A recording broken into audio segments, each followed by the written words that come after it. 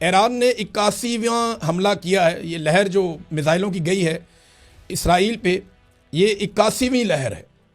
यानी इतने हमले ईरान अब तक कर चुका है, बेशुमार उन्होंने हमले कर दिए हैं ड्रोन्स के, मिसाइलों के। और अब जो हमला किया है ये बड़ा ज़बरदस्त हमला है। इसमें हुदीरा शहर है वहाँ पे और 70 मकामात हैं इसराइल में जहाँ पे मिसाइल दागे गए हैं मुख्तलिफ रिपोर्टों के मुताबिक।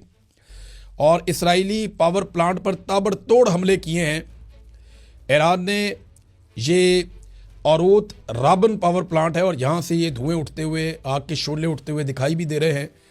तो ईरान खौफनाक हमले कर रहा है इसराइल के ऊपर। और ईरान की जानिब से ये अनाउंस भी किया गया है कि ये अमेरिका के मुज़ाकरात के दावे का जवाब है, ये जो इसराइल के ऊपर हमने अटैक किए हैं। और किसी सूरत भी वो इसराइल के ऊपर भरोसा करने को तैयार नहीं है। नाज़रीन, कतर को एक बात समझ आ गई है कि इस लड़ाई में ट्रंप के सियासी मुस्तकबिल का मामला है, नेतन्याहू की अपनी सियासत का और इसराइल का अपना एक मामला है। तो इस चक्कर में कतर का जो है वो त्या पांचा ना हो जाए। उन्हें समझ आ गई है कि इस लड़ाई में वो end of the day loser होंगे। ईरान के साथ कुछ भी होगा वो जाते जाते खलीजी ममालिक को तबाह कर देगा और इसराइल का बहुत बुरा हाल कर देगा। ट्रंप की सियासत बचती है या नहीं बचती, लेकिन इस चक्कर में ये रियासतें जो है वो बुरी तरह मुतासर हो जाएंगी। तो कतर ने इस पर एक स्टेटमेंट जारी किया और कतरी वजारत खारजा के तर्जुमान माजिदुल अंसारी का एक स्टेटमेंट है। वो ये कहते हैं ईरान यहाँ हज़ारों साल से मौजूद है, कोई कहीं नहीं जा रहा, मुकम्मल खात्मा कोई ऑप्शन नहीं है।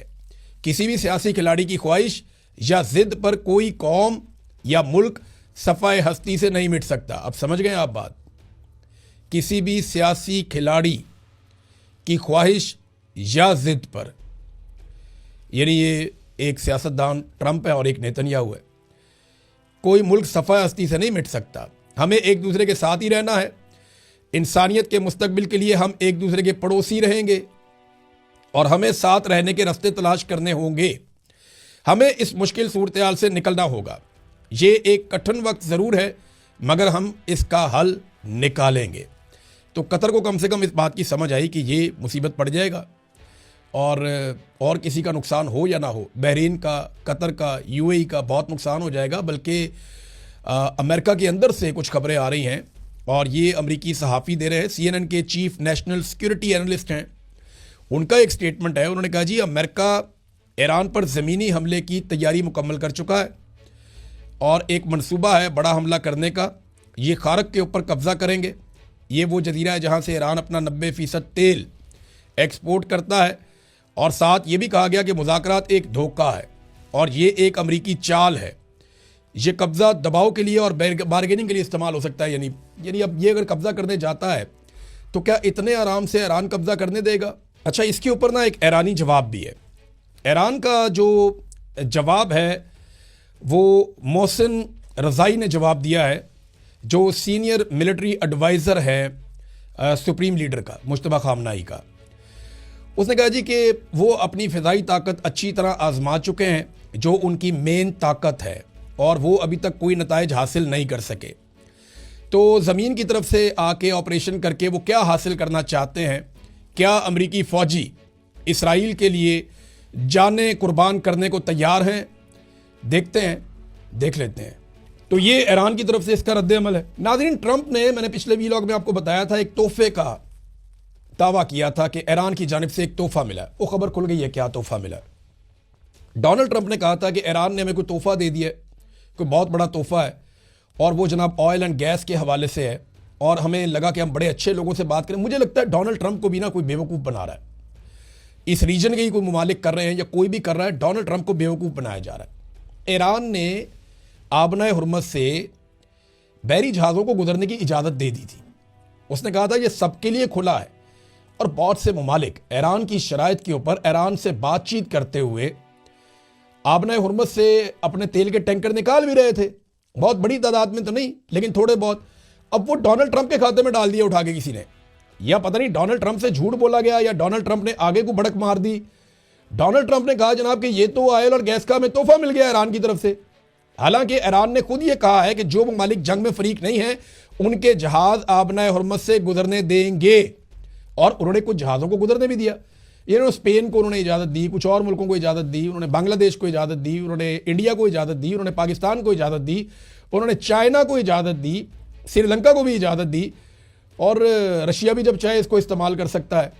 तो अच्छा, एक और खबर भी आई है, रशिया से एक बहुत बड़ी खेप तैयार होकर ईरान की जानिब पहुंच रही है, जिसमें ऐसा साजो सामान है जिससे अमेरिका को और इसराइल को प्रॉब्लम हो जाएगा और खित्ते के दीगर ममालिक को भी प्रॉब्लम हो जाएगा। तो ईरान की एक बड़ी मदद रशिया करने वाला है जल्द ही। और इसी सिलसिले में एक बंदरगाह जो कैस्पियन सी के ऊपर है ईरान की, उसके ऊपर इसराइल ने अटैक भी किया है, लेकिन उस अटैक से कोई फायदा नहीं हुआ।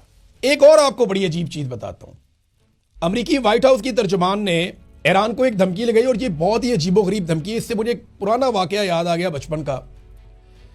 धमकी ये लगाई कि ईरान शिकस्त तस्लीम कर ले वरना और सख्त हमले करेंगे, शिकस्त तस्लीम कर ले। मैं छोटा सा था, एक दिन मैं देख रहा था हमारे इलाके में एक लड़का आता है मोटरसाइकिल पे, वो वहाँ मोहल्ले में लड़के खड़े हुए थे, उनसे पूछता है किसी का एड्रेस, और उनकी आपस में लड़ाई हो जाती है। वो लड़का उन लड़कों को मारना शुरू कर देता है अकेला। थोड़ी देर के बाद मैं देख रहा हूँ कि पूरा मोहल्ला उस लड़के से लड़ रहा था और वो अकेला सबको मार रहा था। फिर वो मोटरसाइकिल पे खड़ा होकर मार रहा था, फिर मोटरसाइकिल से उतरा नीचे, उसने बहुत मारा उसने सबको। मुझे जहां तक याद पड़ता है 8-9 लड़कों को उसने अकेले ने फेंटी लगाई, उस लड़के ने। मैं छोटा सा खड़ा होकर तमाशा देख रहा था, कमाल फेंटी लगा रहा था वो बंदा। तो वहां मोहल्ले की 1-2 औरतें आई, तो उन औरतों ने उस लड़के को कहा कि पुत्र तू ही हार मान ले, पुत्र तू ही पीछा हट जा। तो वो वाकया मुझे याद आ गया। और बाद में हमें पता चला था वो लड़का बॉक्सर था, बड़ा ट्रेंड किस्म का, और वो कोई पाकिस्तान की नुमाइंदगी भी करने जा रहा था पाकिस्तान से बाहर किसी मुल्क में, और वो पूरी तरह उन दिनों अपनी ट्रेनिंग में था। तो उसने अच्छी खासी फेंटी लगाई, जिसको कसुन पड़ता था ना, वो फिर सामने से नहीं आता था, पीछे से घूम के आता था।